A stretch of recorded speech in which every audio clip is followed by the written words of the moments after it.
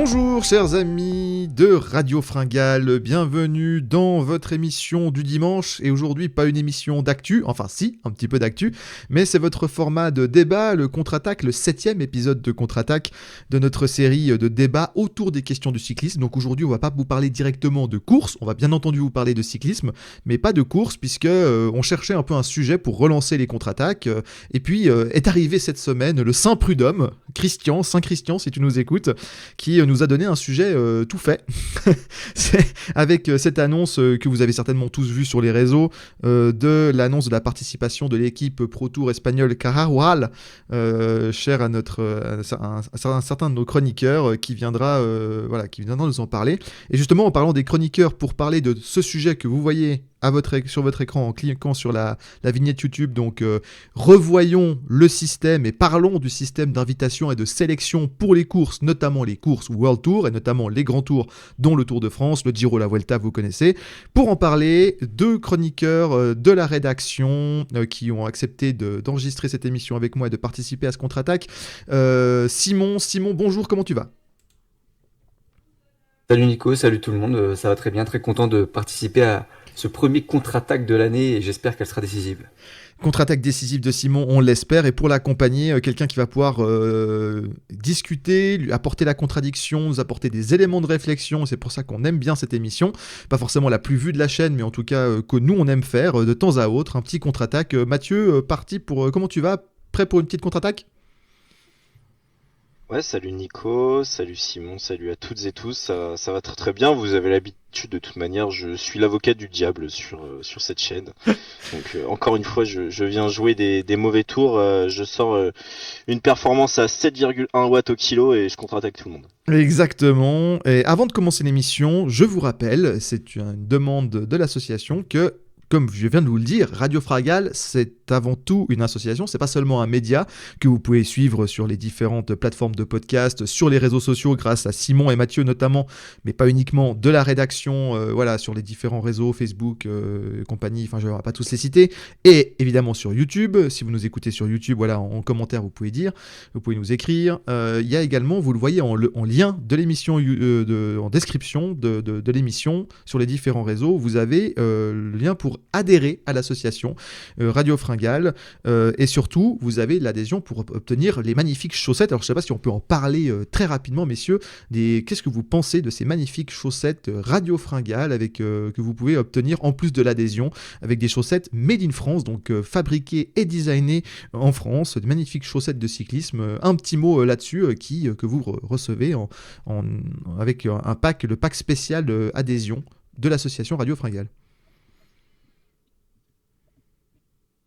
Moi, si je peux me permettre, je suis pas trop rouleur, par contre je suis joueur assidu de tennis et j'ai pu jouer un match de 5h27 comme Carlos Alcaraz récemment. Grâce aux chaussettes. J'ai même pas besoin même pas besoin de manger quoi que ce soit, l'énergie venait des chaussettes, donc c'est parfait. Puis Mathieu, quand on va rouler dans le Pays Basque, comment ça se passe ? Ah bah forcément, moi ça me permet de déposer tout le monde et c'est justement grâce à ces chaussettes que je vais vous contre-attaquer aujourd'hui. D'accord. Oui, c'est exactement grâce à celle-ci. Donc n'hésitez pas à aller voir dans la description. Ça soutient le travail associatif de toute l'équipe de Radio Fringale, la rédaction, les animations qu'on fait avec Titien et toute l'équipe des émissions. Donc n'hésitez pas, l'association Radio Fringale est là pour vous et c'est un projet, on l'a dit, bénévole, collectif, et on est ravis de vous le proposer. Revenons donc à nos moutons. Maintenant qu'on a présenté l'association et qu'on a présenté l'émission, parlons du gros du sujet, puisque cette semaine est sortie, messieurs, la liste des équipes qui sont donc des 23 équipes invitées sur le prochain Tour de France, le Tour de France 2026. Christian Prud'homme est venu les annoncer. Et expliquons d'abord comment se passe une sélection pour le Tour de France, parce qu'on dit 23 équipes, mais alors pourquoi il n'y en a pas 20, pourquoi il n'y en a pas 25, etc. Mathieu, avant que Simon nous explique, on parlera après des points UCI, etc. Mathieu, est-ce que tu peux nous expliquer, avant qu'on rentre dans le débat, pourquoi il y a 23 équipes et comment est-ce qu'elles sont choisies? Comment est-ce que fait Christian Prud'homme et son équipe? J'imagine qu'il a une équipe pour l'aider à choisir et tout. Comment ça se passe, la sélection, en tout cas sur le papier? Bon, alors le fait qu'il y ait 23 équipes, ça c'est tout nouveau, hein. C'est à cause de l'année dernière et de l'imbroglio, on savait pas vraiment qui inviter parce qu'il y avait un problème entre Tudor et Total Energy et par les miracles de Christian Prudhomme, on a réussi à tout augmenter. C'est simple, hein. Il y a, si je dis pas de bêtises, vous me corrigerez, hein, mais il y a tout simplement les 18 équipes pour le tour qui sont d'office invitées. On a les deux meilleures équipes Pro Tour qui sont également quasiment automatiquement invitées. Donc, Les trois. à savoir les trois, pardon, à savoir Cofidis, Tudor et Total Energy. Et en fait derrière c'est deux invitations, même si Total Energy on pourra en parler également, hein, mais et il y a également deux invitations qui se rajoutent à ça, alors que les années précédentes bon c'était 2 plus 2, et donc là sur le Tour de France on a deux équipes invitées et donc qui sont Pinarello Q36.5 et la Carrera Royal Seguros RGA. 23 équipes, ce qui n'est pas le cas sur les autres grands tours où là on reste à 22. Oui, parce que rappelons qu'historiquement, on était sur 22 équipes invitées, et justement, on est là, mais vous parlez de points, etc. Alors, les 18 équipes World Tour, donc qui sont en division 1, la plus grosse, la meilleure division de la division World Tour, les équipes qui sont qualifiées à ce niveau-là, elles sont invitées, ça paraît normal.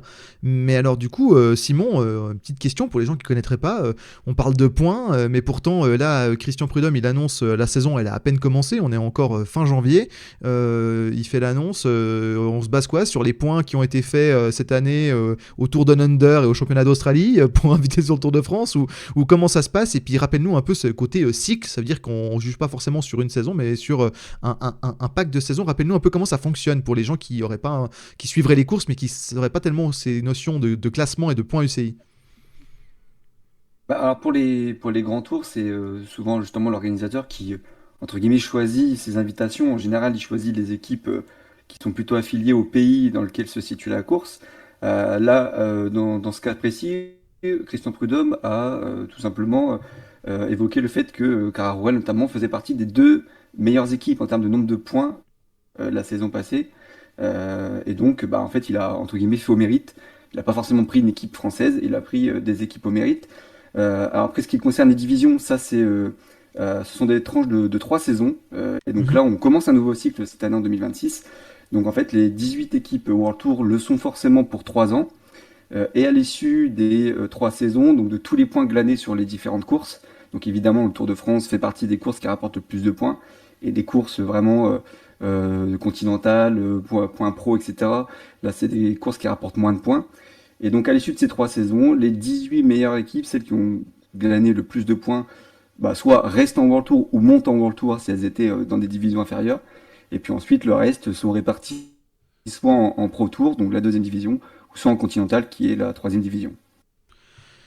Exactement, et ben ça me permet de me poser la première question. Mathieu, c'est un peu injuste, entre guillemets, ces sources de points. Alors on parle pas de sous ici, parce qu'effectivement, sur les 3 ans, si ça se trouve, une équipe a des problèmes de budget au bout de 2 saisons, elle peut se faire reléguer, ou alors faut retrouver un repreneur, mais du coup ça change de nom, de sponsor. Voilà. Là, on parle vraiment de points, de compétition, de côté cycliste, mais c'est relativement injuste les points, parce que on a dit, les équipes World Tour, donc de division 1, elles sont automatiquement invitées sur tous les grands tours toute l'année, où justement on avait fait beaucoup de points. D'ailleurs, on avait fait un contre-attaque, le 6e, là aujourd'hui c'est le 7e mais, du nom, mais le 6e contre-attaque, on l'avait fait justement sur la répartition des points, des maillots. On avait parlé de ce sujet-là. Allez voir l'émission si vous ne l'avez pas encore écouté. Mais Mathieu, c'est un peu injuste cette répartition de points, parce que des équipes, en fait, elles peuvent avoir des beaux projets sportifs, des bonnes équipes, être tout à fait compétitives au niveau des plus faibles équipes de division 1, et pourtant elles participent peut-être au maximum à un grand tour, voire 2 si elles ont de la chance dans l'année, alors que d'autres équipes World Tour qui font pas des gros résultats, en fait, comme elles sont World Tour, elles peuvent participer à 3 grands tours dans l'année. Donc qu'est-ce que c'est ce truc? Ouais, cette répartition, il y a des points effectivement qui sont injustes. Alors c'est surtout dans la répartition des points UC où finir dans par exemple un top 5 d'une classique point pro rapporte presque autant qu'un top 15 d'un grand tour. C'est complètement surréaliste, hein, on va pas se le cacher. C'est pareil pour la répartition quand tu finis top 5 d'une étape d'un grand tour, ce qui équivaut presque à gagner une course World Tour. Donc ça, il y a un problème. Après, cette histoire de cycle, Moi, j'ai jamais été contre parce qu'elle intervient vraiment post-Covid dans une volonté aussi de stabiliser un milieu économique qui est très fragile. Alors pour l'instant, à l'heure actuelle, c'est pas une réussite parce qu'on l'a vu, Intermarché a complètement coulé. Mhm.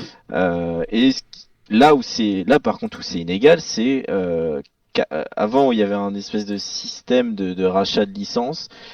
Là, en fait, la grande gagnante de ce système-là, c'est une équipe que j'ai brièvement mentionnée, c'est la Cofidis qui, par un miracle absolu d'une équipe qui, pile poil au classement, était devant elle, disparaît, récupère, elle, du coup, toutes les invitations, alors qu'on va pas se le cacher, Cofidis, si on avait pu les pénaliser de leur horrible saison et ne pas les inviter sur les courses sur le tour, ça aurait été largement acceptable.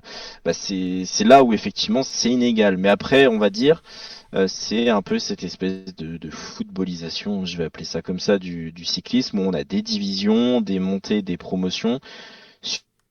Sur des grands cycles, je pense que c'est aussi l'idée de stabiliser des équipes. Par contre, effectivement, et le projet aussi, c'était de les stabiliser économiquement.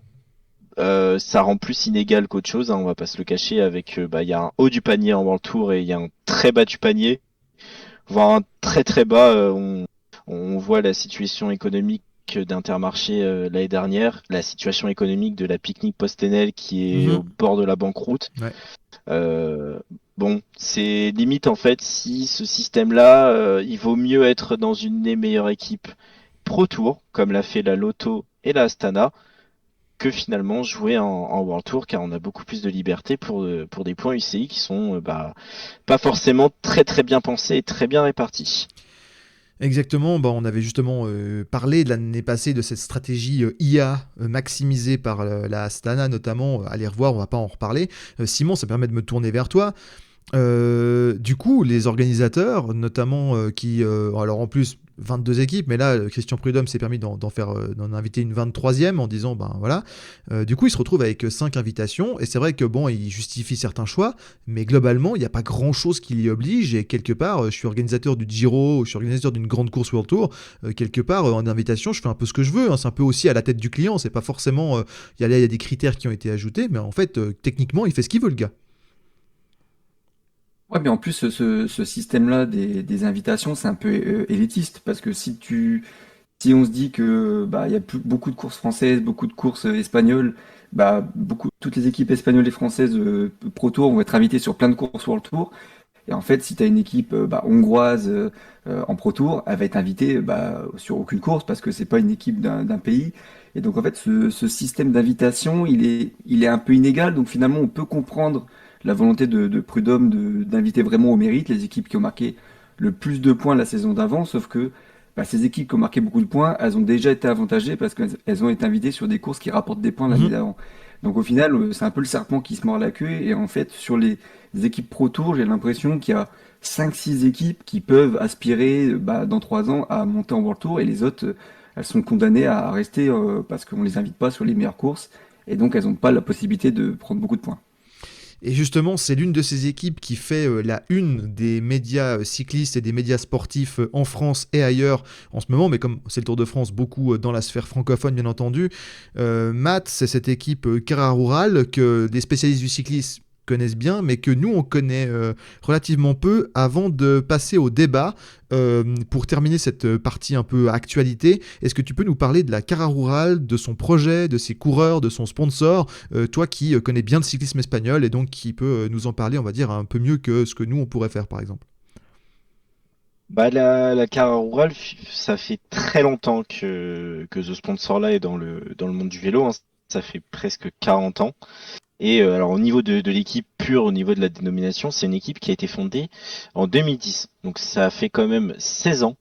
Là c'est la 17e saison de l'équipe, donc c'est quand même énorme. Et c'est une équipe qui rapidement est montée en deuxième division, hein, dès 2011 et qui a toujours été un bastion au milieu de la jungle des Pro Tours espagnols et qui en fait dans les grands tours a une énorme expérience puisque presque quasi tous les ans cette équipe-là a été plus ou moins invitée soit dans les courses World Tour espagnol, qu'on soit le Tour de Catalogne, le Tour du Pays Basque, et sinon sur la Vuelta. C'est une équipe qui a eu des bons résultats sur la Vuelta. C'est des top 15, des coureurs, enfin plusieurs victoires d'étape, donc on a quand même quelque chose qui est en place de ce côté-là. C'est une équipe qui n'est pas centrée que sur le cyclisme espagnol, puisque c'est une question de survie, hein, comme toutes les autres conti pro espagnols, presque à l'exception encore de Euskaltel.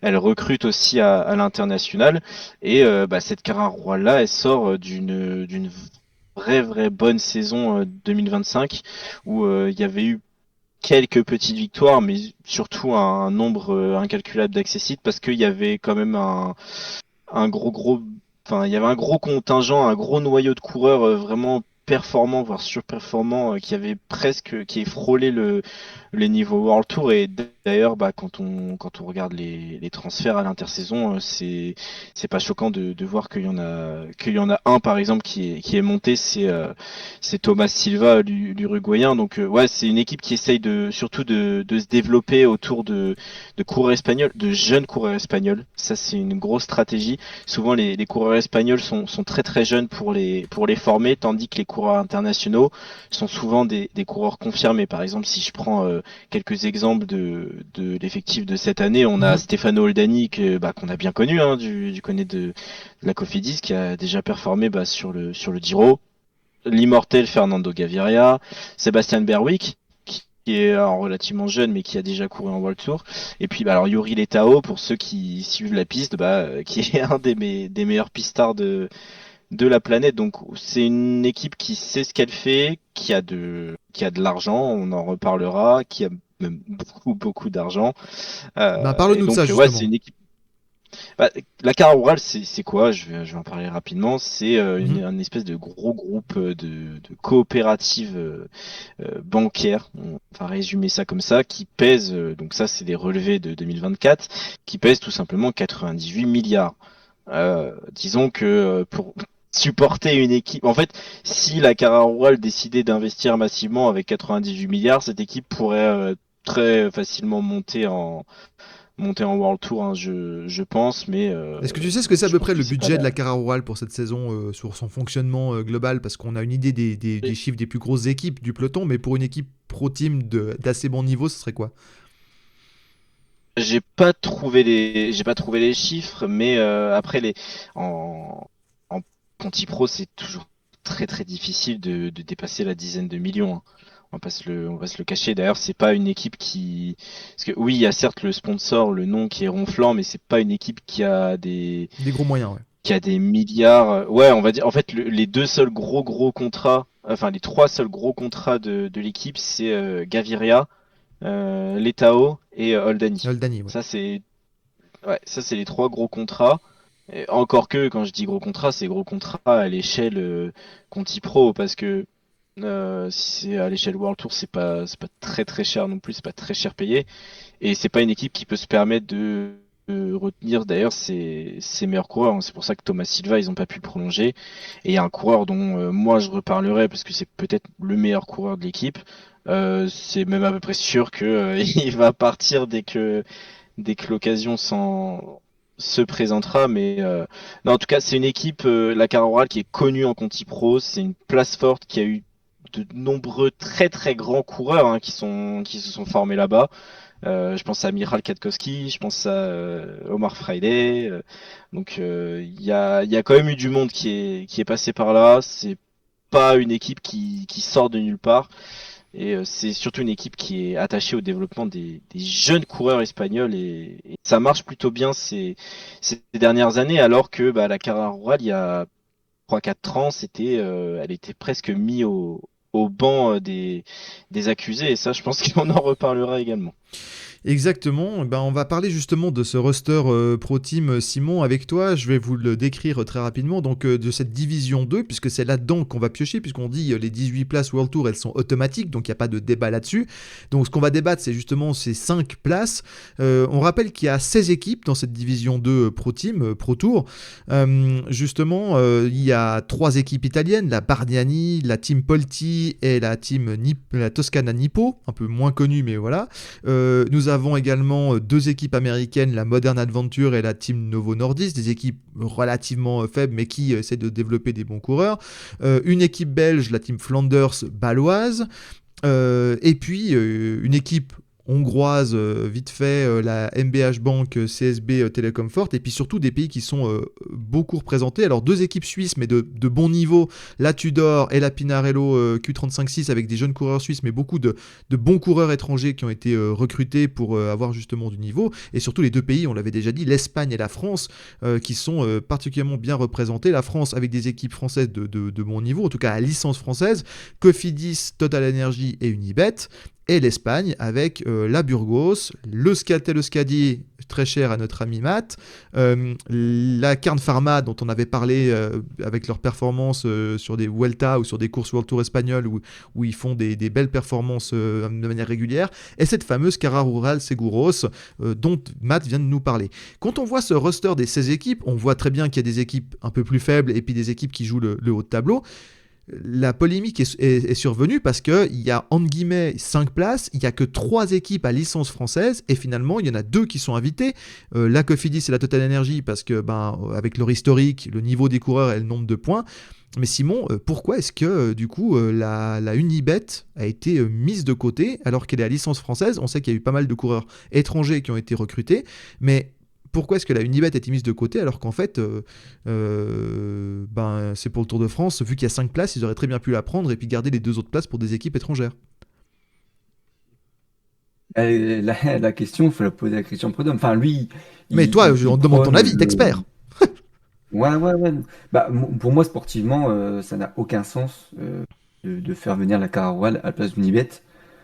Parce qu'en fait, y a rien de mieux à la Cararoual qu'à Unibet. La saison passée, tu as Balderstone qui fait 13e de la Volta. Bon, bah super, mais ça fait combien du Tour de France? 20e, voilà, en comparaison.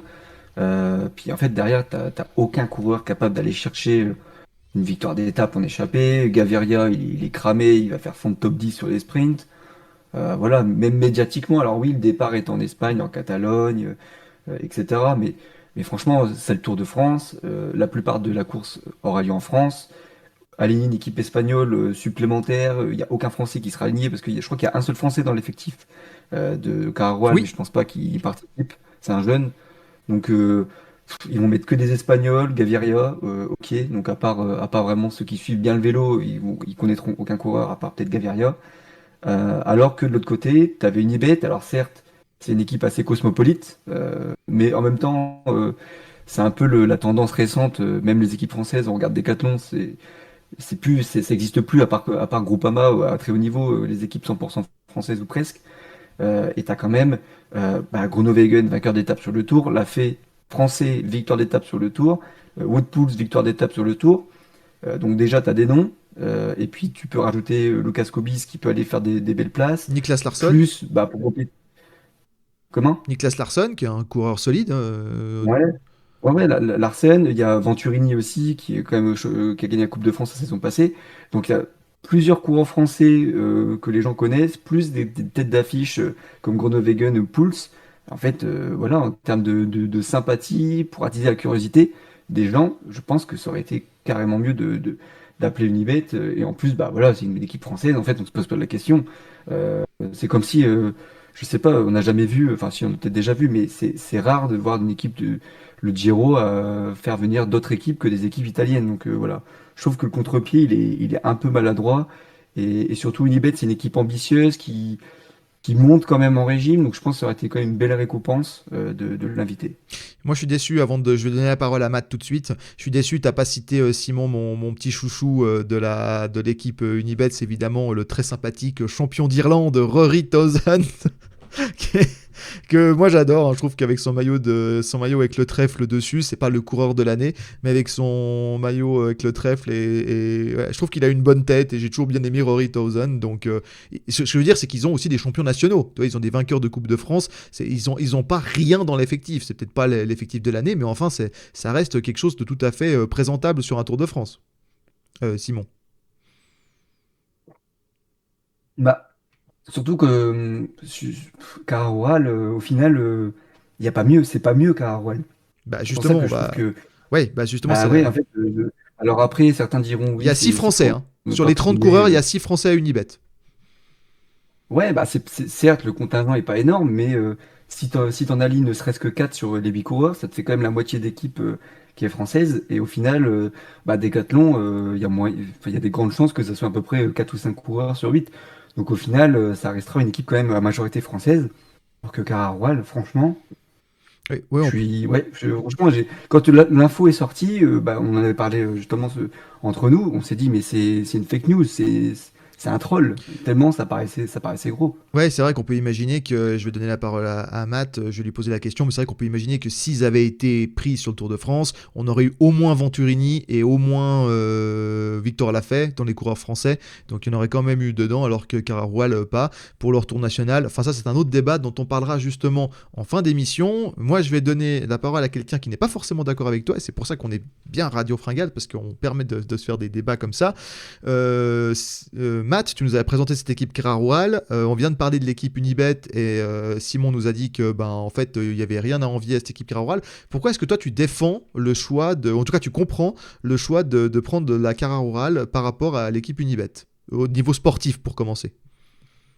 Bah alors au niveau sportif déjà, je pense qu'il va falloir arrêter de surfaire cet effectif de la Unibet Rose Rockets qui n'a absolument aucun coureur qui est capable de performer en grand tour et c'est pas le recrutement de Dylan Groenewegen qui est complètement cramé depuis 2 ans, de Wood Pulse qui est plus proche de l'EHPAD que de gagner une étape, de Victor Lafay qui tient à peine sur un vélo et d'autres gars sympas qui sont fun en Pro Tour mais qui n'ont rien prouvé au niveau World Tour. Oh, Il a Venturini ça rien à va. envier. Il est bien Venturini, il est Ouais, solide. Venturini, si tu me trouves une performance sur un grand tour alors qu'il en a 5, là je veux bien voir. Mais non, non, alors je trouve que la critique de la 13e place de la Vuelta d'Abel Balderstone, elle est très très difficile, puisque c'était son deuxième grand tour. Ça équivaut, alors puis peut-être à une 20e place sur le Tour de France, mais bon, Abel Balders, la Caraoral, quand ils viendront sur le Tour de France, ils vont certainement pas jouer le général.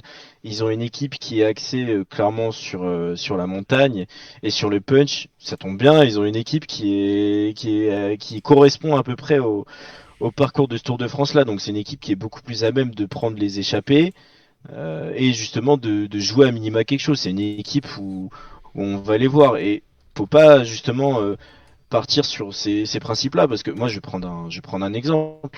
Le Giro de 2023 qui était peut-être pas forcément le plus fun, bah les équipes à l'époque c'était je sais plus ils avaient quelle dénomination la Vini Fantini Tech l'équipe qui se battait avec la Polti et qui se battait avec Eolo Cometa, pardon, et enfin toutes ces équipes Pro Tour italiennes qui avaient sur le papier des équipes, enfin Moi je des suis resté effectifs à relativement l'Aquasapone. faibles, Hein. ouais, et qui finalement était vraiment super sympa à suivre. Donc non, non, il faut pas. Sur le papier, effectivement, oui, peut-être que alors. En fait, le recrutement de la Unibase Rose Rockets, oui, c'est des noms ronflants. Parce que oui, tu vois sur le papier Dylan Groenewegen, Wood Pulse, allez Venturini, Victor Lafay, oui, tu te dis ah ok, cool parce qu'effectivement oui, avec notre prisme franco-français, on les connaît, mais oui, voilà, si on reste sur cet aspect sportif là, parce qu'on va aller sur d'autres arguments, mais en termes sportifs, moi, il n'y a aucun coureur de chez Unibet qui est capable de faire quelque chose en grand tour. Et Diane Groenewegen, bravo, peut-être si s'il aurait fait une 9e place en prenant la route Pedersen, génial, parce que voilà, il aime bien faire ça, mais bon.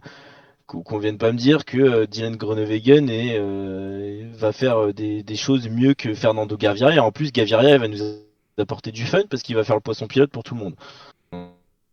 Donc non, moi, franchement, l'aspect sportif, je trouve que cet effectif est très très surcoté. Il y a aucune référence en World Tour et pourtant ils ont quand même fait quelques courses. Et puis sur le papier, il y a quelque chose qui est indéniable. Alors oui, il y a quelques points qui ont été rapportés par la Vuelta, mais en attendant sur le papier, Cararual, bah elle est 23e au classement UCI la dernière. C'est pas une équipe de peintres, hein. C'est pas comme si on avait invité le 29e à la place d'une Nibet. Donc c'est pas parce que c'est des coureurs qu'on connaît moins qu'il faut les critiquer. C'est des coureurs jeunes qui sont très qualitatifs, qui sont sur une courbe ascendante de progression. Il y a vraiment très peu de vétérans, hein. Il y a 3 coureurs qui dépassent la trentaine dans cet effectif-là. Donc ils vont être intéressants à suivre et il y a vraiment de la qualité. C'est une équipe qui va jouer les échappées. Et on va les voir quasi tout le temps. De toute façon, c'est une équipe qui joue les échappées. Sur la Vuelta, ils étaient quasi toujours dans les échappées, ces mecs-là. Donc voilà, arrêtons de surfaire cet effectif de la Unibet. Je sais pas pour les dénigrer, mais je trouve qu'on met un gap entre les deux qui n'existe pas. Ouais, Simon, il y a beaucoup d'arguments qui ont été sortis. J'aimerais t'entendre là-dessus et sur d'autres choses sur lesquelles tu peux répondre, bien entendu. Mais on a entendu quelques arguments, notamment dire que le Tour de France cette année commence en Catalogne, donc d'inviter une équipe espagnole dans la sélection des équipes invitées, c'est pas déconnant non plus de ce point de vue-là. On a aussi Christian Prudhomme a aussi expliqué que justement certains coureurs étaient peut-être plus intéressants à faire venir que d'autres. Et il y a aussi un argument qui n'a pas été dit, mais qu'on soutient, c'est justement les tensions qu'il peut y avoir entre le sponsor Unibet et certains autres alliés, on va appeler ça comme ça, c'est à défaut de meilleurs termes dénomination du Tour de France, et qu'il y avait peut-être un peu un froid entre Unibet et le Tour de France. Est-ce qu'on peut revenir sur ces arguments et un peu les débunker ou donner un début d'explication de cette non-sélection? Parce que d'un point de vue sportif, on vient de le voir, on vient de discuter d'un point de vue sportif, c'est vrai que les deux choix, d'un point de vue sportif, que ce soit la Cararual d'un côté ou Nibet de l'autre, les deux choix s'entendent. Il n'y aurait pas de scandale ni de l'un ni de l'autre. Les deux effectifs, on a dit, il y a des points forts, des points faibles de chaque côté, mais enfin, ça reste des équipes Pro Tour de bonne facture. Il faut bien en inviter 23 puisqu'on avait la tradition de l'année passée. Quelque part, si c'était revenu à la tradition de 22, il n'y aurait pas eu de problème, hein. Il y aurait eu deux équipes suisses, et la Cofidis et la Total Energy, donc il n'y aurait eu ni Cararual ni Unibet. Mais comme 5e place, c'est vrai que ces deux équipes sont un peu supérieures à d'autres rosters. Donc est-ce qu'on peut essayer de chercher à travers des arguments que je t'ai déjà commencé à te donner en dehors de l'aspect purement sportif? Ouais, c'est ça en fait, c'est Christian Prudhomme n'aime pas Nibet. C'est peut-être trop, Alors pourquoi? trop un raccourci, mais, mais en fait, je saurais pas dire. Alors après, je pense qu'il faut mettre des fois d'un côté, c'est différent avec le sponsor. Alors, on sait qu'Unibet, c'est quand même un site de Paris. Alors, est-ce qu'il y a aussi cet aspect-là? Mais d'un côté, justement, on en avait parlé en off, Matt, il y a Lotto qui est là qui est là depuis des années, donc c'est même pas un argument valable. Donc vraiment, je comprends pas trop cette décision, et surtout sur l'aspect sportif, je reviens 2 secondes. Je pense vraiment que Groenewegen fait des meilleures places au sprint que Gaviria. Bon, enfin bon, ça c'est autre chose, mais même médiatiquement, je pense que c'est vraiment un très mauvais coup, parce que oui, Cararual va aller dans les échappées, d'accord, mais en fait, jamais ils gagneront. Et il y aura toujours un mec qui jouait général très fort, qui finalement est loin, il va partir en échappée, il va gagner les étapes. Alors que si tu mets un Victor Lafay en échappée, alors oui, peut-être qu'il va pas gagner, mais c'est Victor Lafay, c'est un Français. Alors que Balderstone en échappée, très honnêtement, je pense que le grand public s'en fout. Mais il Les est gens qui catalan. regardent juste le Tour de France. Ouais, Non, non, mais oui, Victor Lafay, les gars, on dirait qu'on parle de Julien Alaphilippe.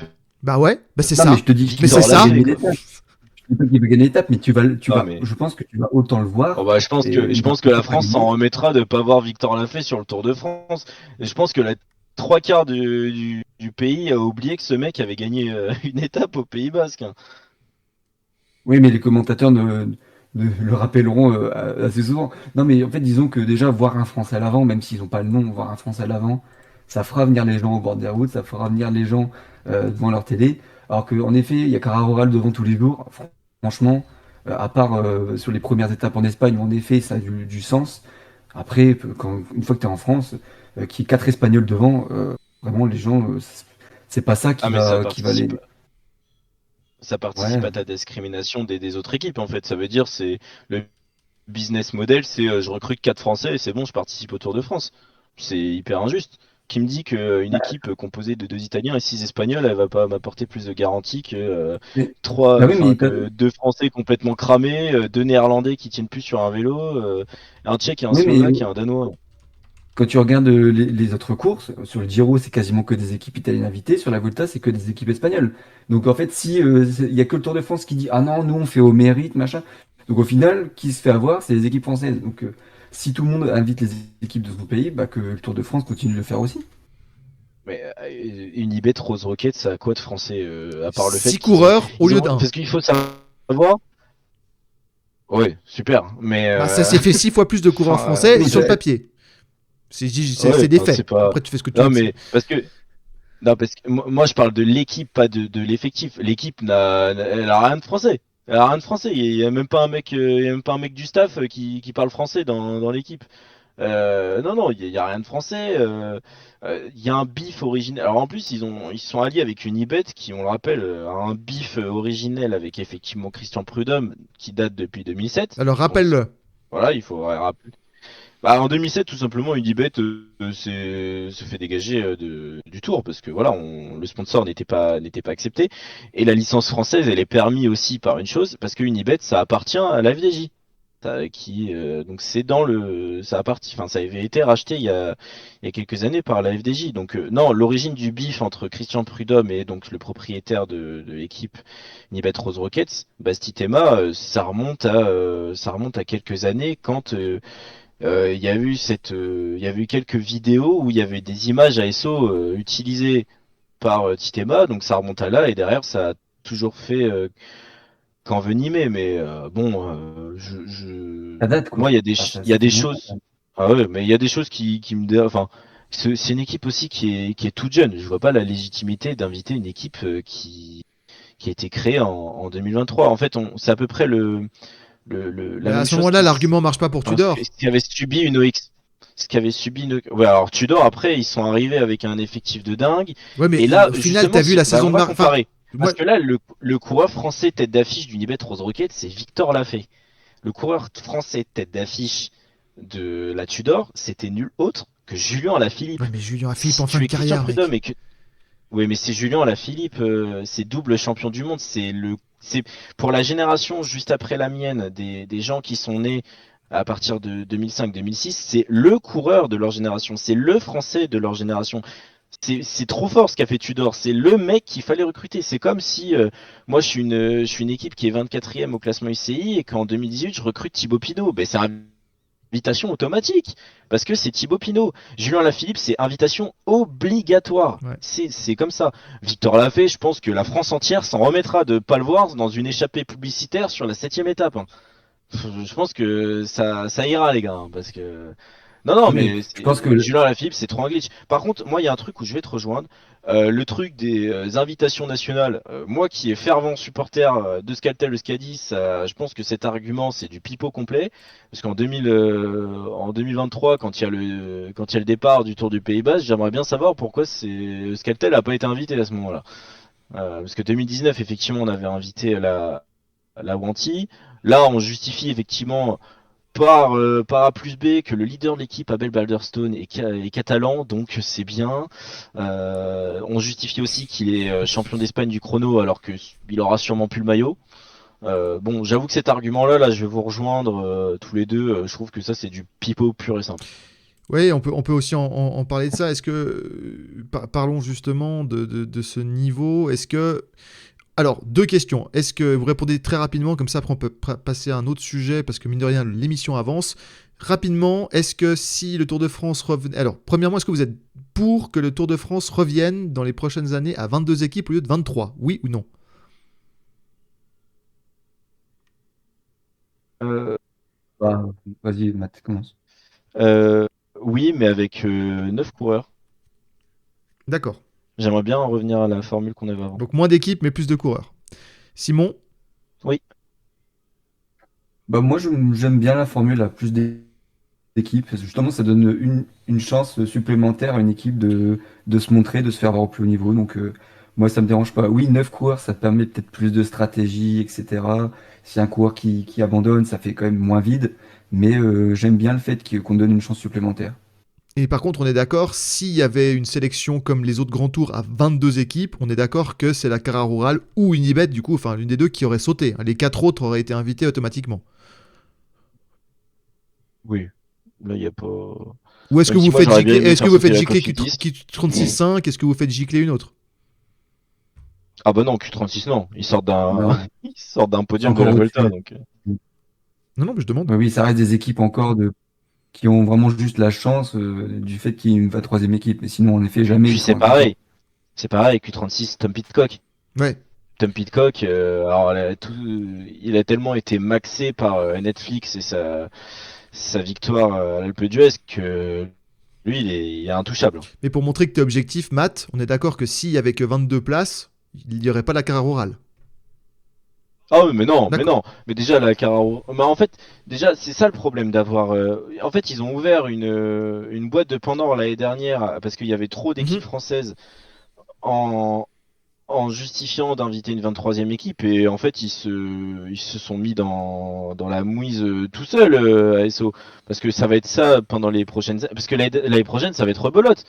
Parce que l'année prochaine, en devoir, entre guillemets, d'obligation, avec tout ce qui vient de se passer, Basti Tema qui fait un live sur Twitch et un communiqué, comme si c'était l'UAE qui venait d'être C'est un disponible du scandale. tour, ils sont obligés d'inviter la Unibet l'année prochaine. Et donc ça veut dire que s'il y a une équipe Pro Tour là, qui surperforme cette année, ben, ça va être le même débat l'année prochaine. Donc ouais, là, les 23 équipes, ils ont ouvert quelque chose que le Giro et la Volta ont très très bien évité. Oui, bah, dernière question sur ce débat Unibet Cara Rural. On est d'accord tous les deux, je vais commencer par Simon, que c'était l'une des deux. Est-ce que toi, tu verrais, Simon, une autre équipe qui aurait pu se mêler à la lutte? Je sais pas, une Euskaltel, une moderne Adventure, que sais-je. C'est un peu compliqué à aller chercher. C'était vraiment les deux seuls candidats pour cette 23e place. Oui, Ouais. ah oui, oui, non, mais clairement, c'était l'une ou l'autre, même si moi, j'étais très, très, très côté Unibet, mais oui, non, les autres équipes, soit elles ont pas un niveau assez élevé vraiment pour le Tour de France, soit vraiment, il y a aucune tête d'affiche, même pas des anciens tout cassés comme Victor l'a fait. Donc, non, la Caraboral, c'est vraiment pour le côté, allez, c'est sportivement, elle a été performante. Unibet, c'était une équipe, on va dire, semi-française, avec quand même des anciens très bons coureurs. Donc ça justifie un minimum. Ça aurait été notre équipe. Franchement, il y avait zéro argument. Pareil, Matt, pas de Skaltel, à ton grand regret? Ah non, mais de toute façon, ils auraient pas pu puisque la Skalten n'a pas été top 30. Parce qu'on l'a pas précisé, pour Ah être oui. invité à un grand tour, ça a été une des modifications, il faut être top 30. Donc, c'est c'est le problème des mauvaises saisons de Skalten. Donc, oui, oui, non, mais il y a aucune équipe. Bah, en fait, enfin, si on prend le calendrier, parce que les autres équipes espagnoles vont faire la Vuelta, certes, il y en a même une qui va faire le Giro et les équipes italiennes vont faire le Giro. Donc, en fait, oui, derrière, il y a pas de place, en fait. C'est bouché. Donc Euh, il n'y avait aucune autre équipe qui méritait clairement une invitation. Ouais. Ben, parlons un peu justement de ces sélections pour le Giro et la Vuelta. Comme vous l'avez compris, les 18 équipes World Tour, évidemment, ont leur ticket automatique. Et donc, il y a ces 4 invitations qui sont laissées à l'organisation, on va dire à la discrétion de l'organisation du Grand Tour espagnol et du Grand Tour italien. Là, de nouveau, on a dit, il y a déjà 3 équipes italiennes en Pro Tour, il y a 4 équipes espagnoles. Est-ce que pour eux c'est automatique d'inviter ça, ou alors bah, justement quand il y a des grosses têtes d'affiche chez Tudor, chez Q36.5, quand un Pidcock dit par exemple qu'il veut faire le Giro et la Vuelta, ou Cofidis qui est une équipe qui était renommée, alors peut-être pas cette année, mais voilà, d'autres années ils ont pu faire des courses. On se souvient de la Cofidis a quand même une grosse histoire avec la Vuelta par exemple. Qu'est-ce qu'on en pense des sélections du Giro et la Vuelta? est-ce qu'il y a des choses ça vous paraît logique ou historiquement ou même cette année, ou est-ce qu'il y a des choses qu'il faudrait changer ou qui vous paraissent un peu ubuesques, qui pourraient mériter un débat comme on l'a fait aujourd'hui sur Unibet et la Cararoal. Simon, je commence par toi sur les sélections des 2 autres grands tours. Déjà, sur le principe même, sur les 3 grands tours, le fait de prendre les 2 meilleures équipes non World Tour de l'année précédente, Mhm. invitation automatique, je trouve ça bien. Parce que justement, ça récompense déjà le travail fourni, le fait que l'équipe ait brillé. C'est pour ça que l'argument, la Cararoual sur le Tour de France, je me dis, bon, d'accord, c'est la 3e équipe World Tour, enfin non World Tour invitée, bref. Mais non, moi je trouve que le principe actuel est pas mal. Alors moi je suis très, on va dire, je sais pas très national, dans le sens où j'aimerais bien que justement Ce soit les automatique, ouais. organisateurs de grands tours soient obligés d'inviter les équipes de leur pays, parce qu'en fait c'est de la logique. Alors certains pourraient dire oui, mais donc justement s'il y a des équipes de nationalités différentes, elles sont à voir. Mais d'un côté, c'est justement si tu veux attirer des gens, si tu veux faire de l'argent, en fait, au bout d'un moment, il faut penser à ça aussi. Il faut amener des mecs de ton pays, et on a vu des belles histoires.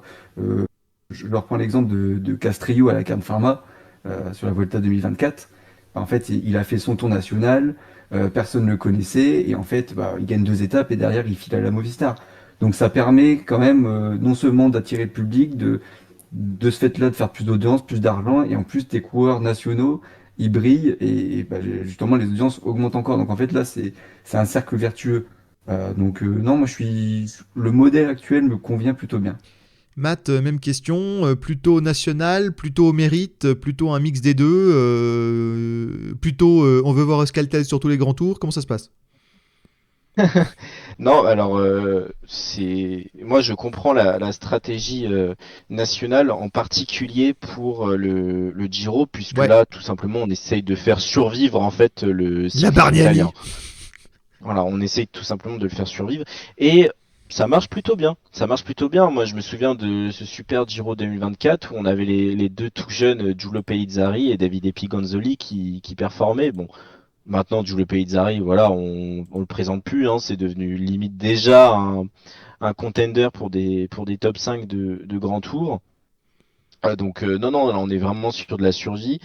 Quand ce qui est intéressant avec la Volta, c'est qu'on a une tournante. Parce que là, en fait, il y a tellement d'équipes. Bon, alors, un peu facilité vu que Skaltel c'est complètement cramé. Mais on a une tournante traditionnelle entre les 4 équipes. Je vais intégrer Skaltel. Donc Skaltel, la Cairn Pharma, la Carajual et la Burgos Bourg-Pellet. Pour les Donc 2 places oui, invitées, on va dire. Voilà, pour les deux. voilà, c'est ça. Donc c'est plutôt intéressant. Il y a toujours une tournante et c'est bien parce que à chaque fois ça a payé. En tout cas, on voit que les équipes invitées elles répondent présent.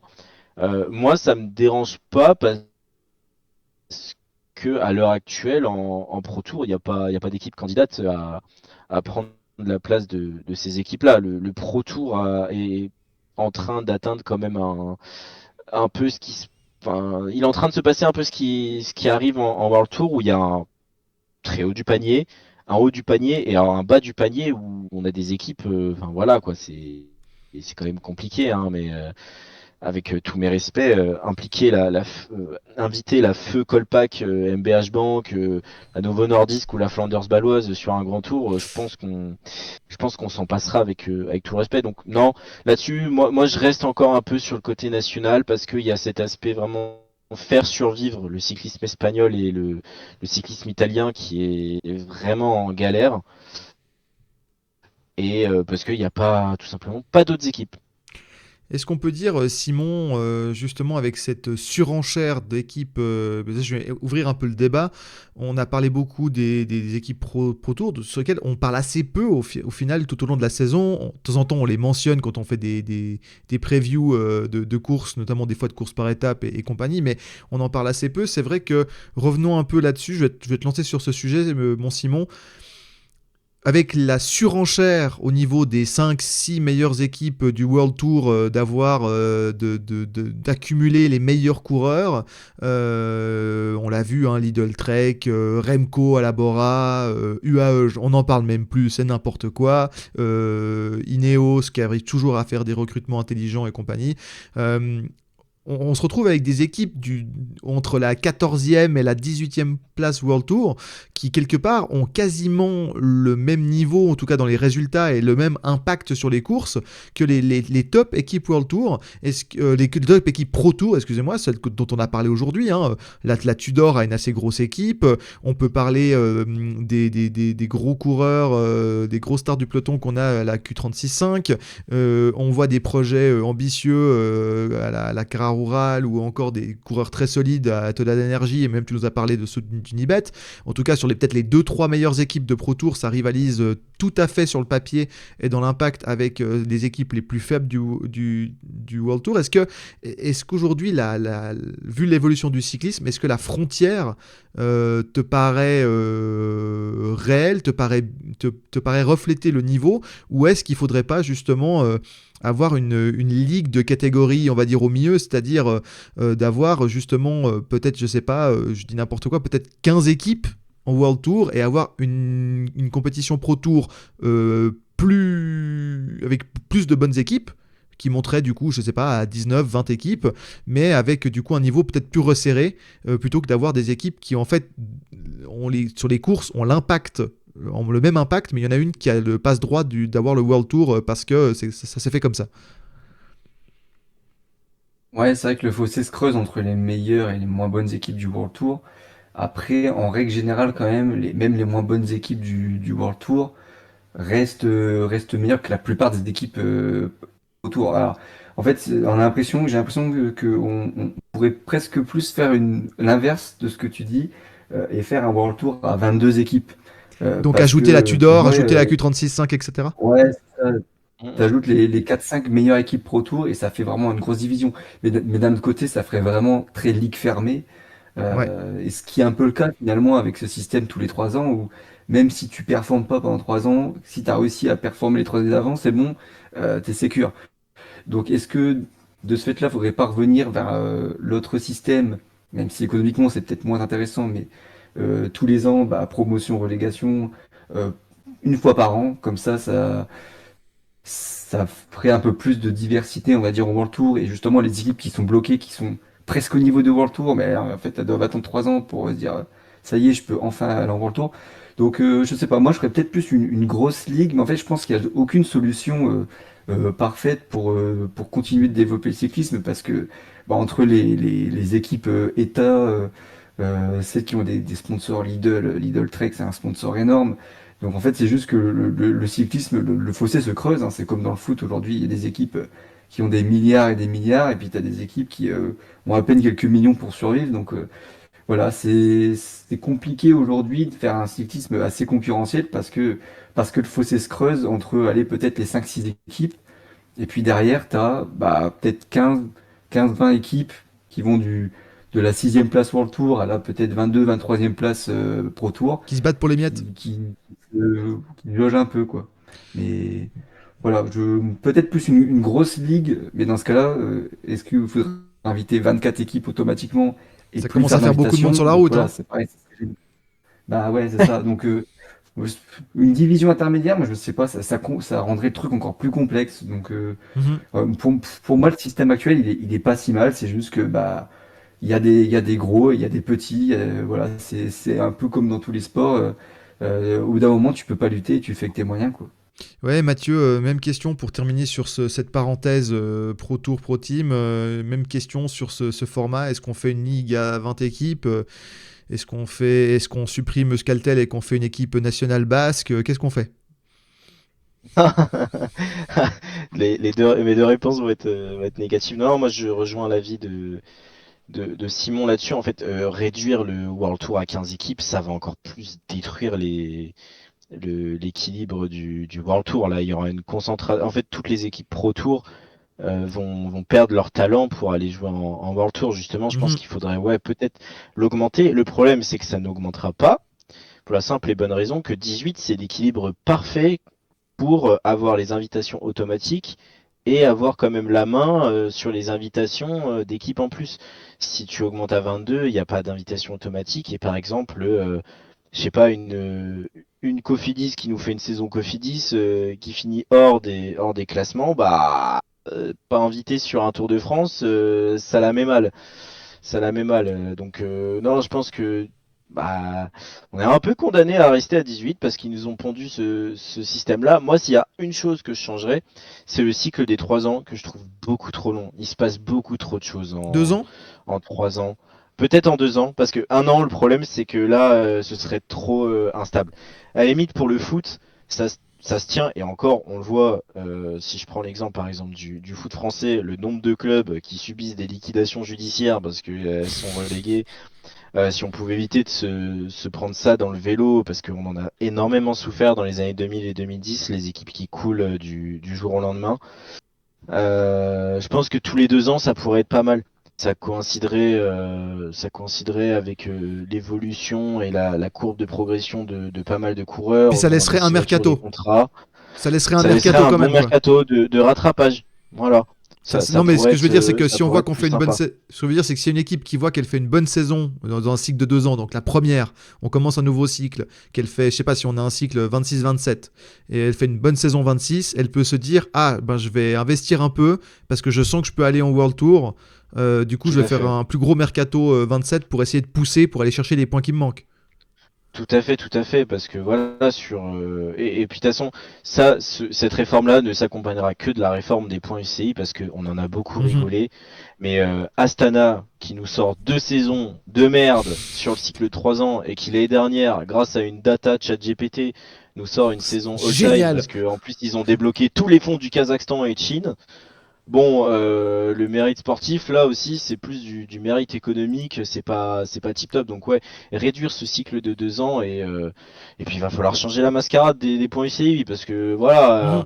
un mec qui finit cinquième de la classique Turlu-Tutu en Italie le 3 avril, point pro, qui gagne autant de points UCI qu'un mec qui s'arrache pour finir sixième du René 8 Tours, bah je suis désolé, mais ça, il y a un problème. Il y a un problème.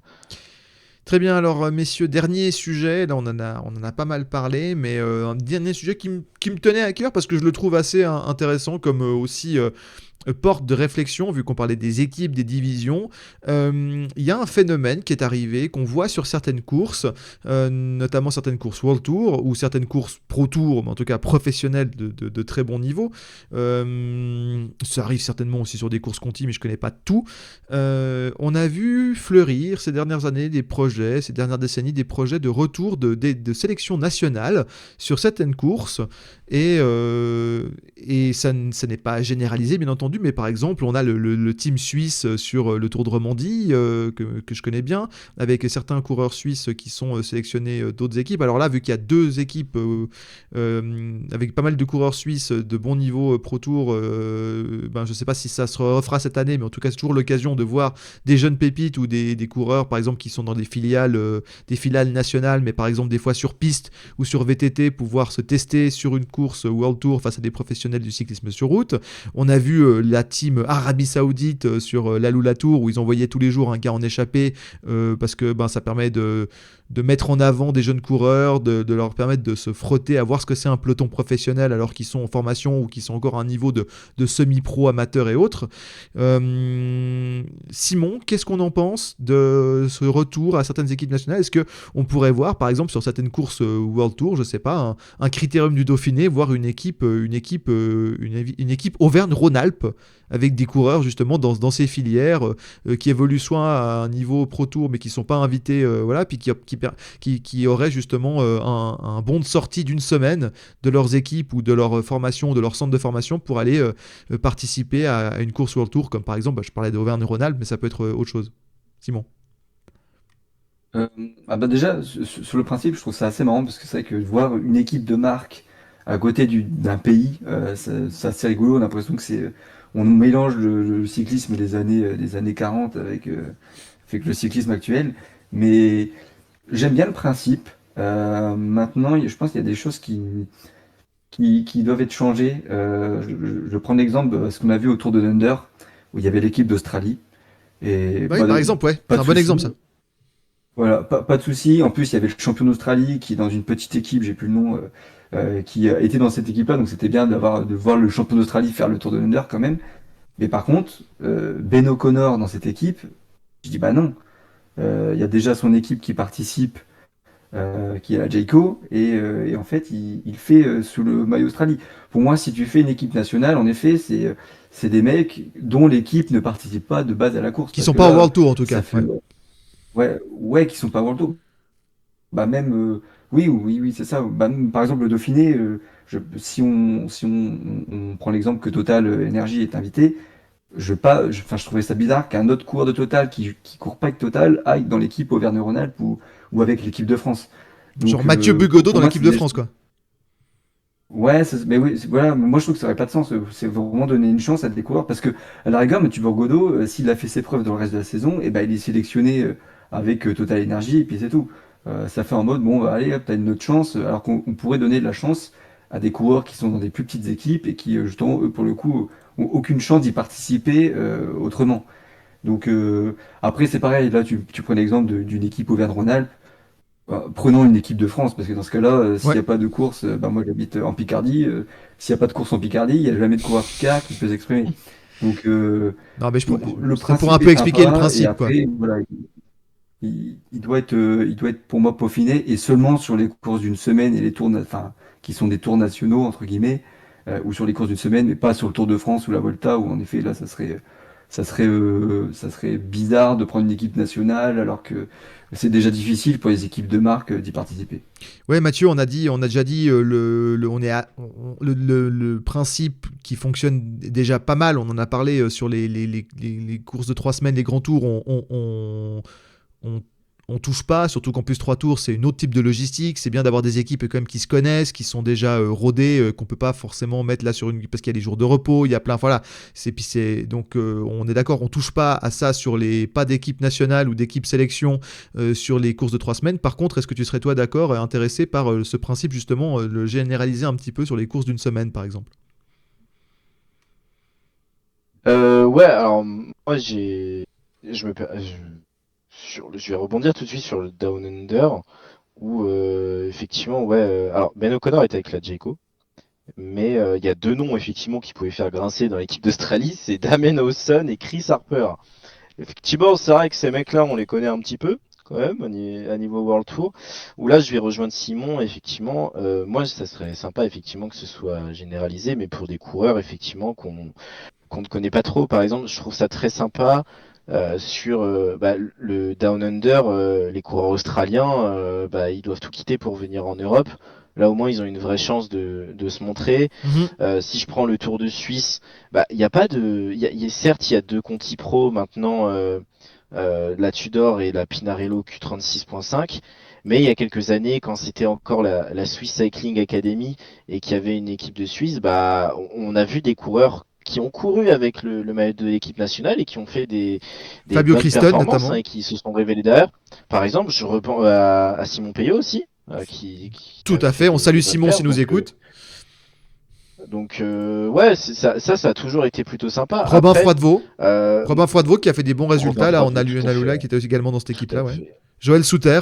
Donc, moi, il y y a deux choses Yanis Voisard. qui me préoccupent. D'abord, pour le côté des courses pro espagnoles, bah, les courses World Tour, pardon, espagnoles. Le problème, c'est qu'on a déjà quatre équipes World Tour espagnoles, que les coureurs sinon les autres sont quand même dispatchés dans pas mal d'équipes. Donc, c'est un peu le même problème que pour Mhm. les coureurs français, c'est qu'en fait on en a tellement qui sont dispatchés, on a tellement d'équipes en Conti Pro que bah ça fait un peu le ménage. Ça fait déjà un peu le ménage et donc souvent à la limite c'est quoi? Si on invite des mecs de Conti, de la Nice Métropole, de Van Rysel Roubaix, pourquoi pas, mais ça peut être une solution. Ça peut être une solution d'inviter des mecs de la Conti. Mais moi, je trouve le modèle très pertinent pour on va dire, des épreuves qui ont lieu Dans des petits pays. dans des pays qui n'ont pas forcément énormément de conti. Donc encore que la Suisse, on va commencer à en parler parce que bah, le cyclisme suisse est en train de remonter avec la Tudor et la Pinarello, ça fait quand même deux conti pro. Ouais. Donc effectivement, ça pourrait se remettre en question. Mais bah, par exemple pour l'UAE Tour, pour le Renewi Tour ou pour le Down Under. pourquoi pas. Je prends le Rennais Tour parce que les Conti pro belges, c'est pas trop ça. On a la Flanders baloise, mais bon, Bah, c'est la seule qui est ça fait invitée une de équipe base quoi. parce que c'est celle du coin, quoi. C'est Voilà. l'équipe du coin, mais sinon, c'est vrai qu'il n'y a pas d'autres.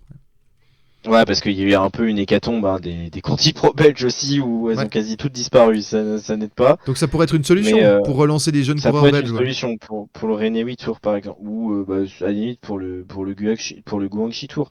Ça peut se tenir. Mais oui, moi sur le modèle, je suis convaincu pour on va dire les petites nations où il y a Mais pas peu pour d'équipes Italie, Conti France, Pro. Espagne. Ouais, je pense Italie, France, Espagne, c'est quasi Parce qu'ils ont déjà irréalisable. beaucoup de Il y Conti Pro, ouais. a déjà le nombre de coureurs. Par exemple, si je prends les Français, il y a un nombre de coureurs français en World Tour dans toutes les équipes, c'est incalculable. En Pro Tour également. Ah si, si, c'est On a calculable. la Cofidis, Ils sont beaucoup, mais oui, c'est c'est calculable, calculable. mais on a la Cofidis, on a la Total. Bon, on avait Arkea l'année dernière, donc il y avait encore un contingent.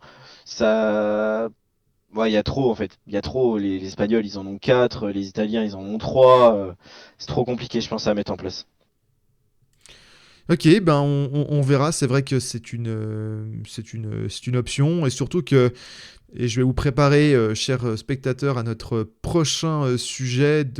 Si vous aimez d'ailleurs, n'hésitez pas à mettre un pouce, à commenter, à dire ce que vous pensez si vous aimez bien ce format des contre-attaques sur Radio Fringale. On essaie de parler aussi d'autres sujets en dehors de la course. Évidemment, c'est ça qui nous passionne le plus, mais on essaye de temps en temps dans l'année de parler d'autres sujets. Et je sais, messieurs, que vous serez là, vous pouvez en dire un mot en conclusion de l'émission, puisque c'est pour moi la suite logique de notre discussion.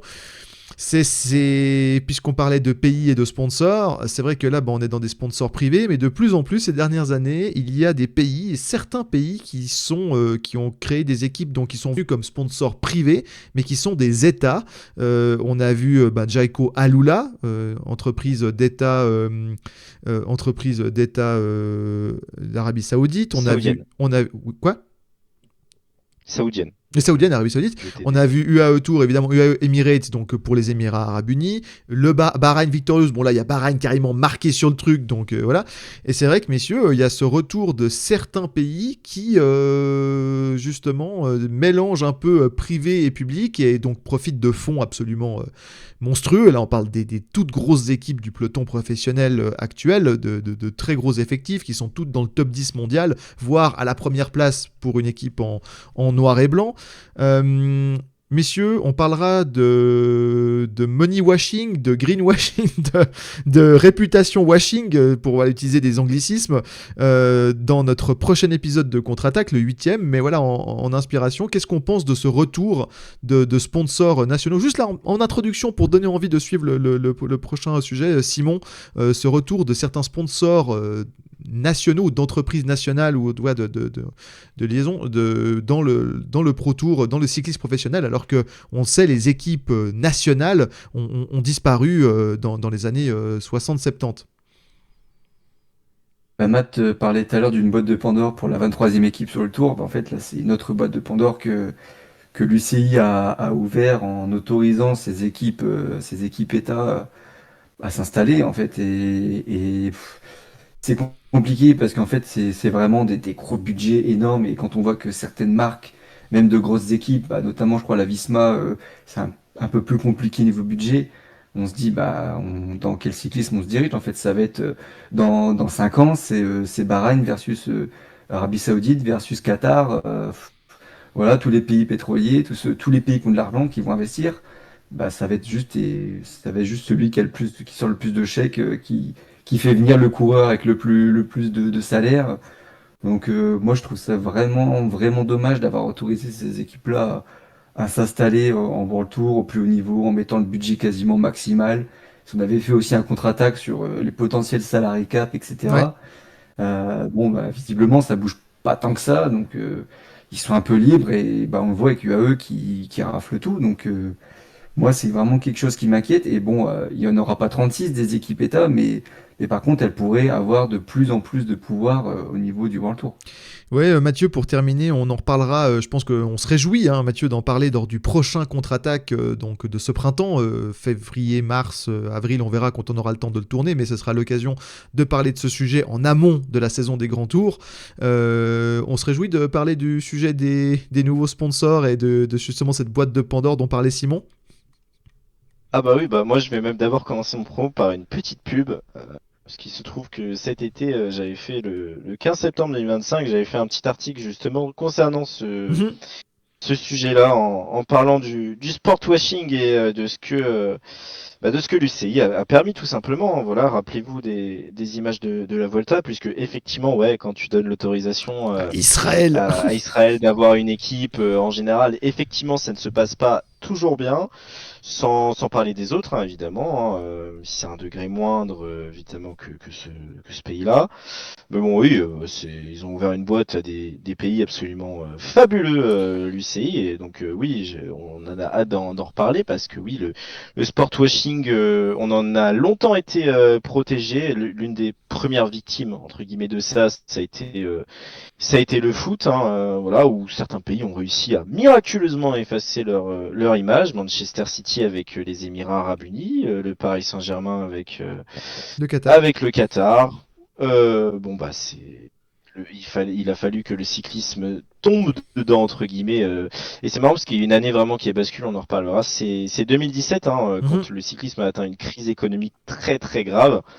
Bah voilà, on a vu l'arrivée d'un coup, boum, de l'Israel Cycling Academy, du AE et de la Bahreïn. Bah, je pense pas qu'il y en aura forcément plus à terme, parce que en fait si, et parce que peut-être de certains pays, parce qu'il y a vraiment le sport washing qui est évident, et il y en a qui sont un petit peu cachés, mais par exemple la Modern Cycling Adventure, de manière sous-jacente, c'est les États-Unis, et puis la XDS Astana, c'est la Chine. La Chine aussi, voilà.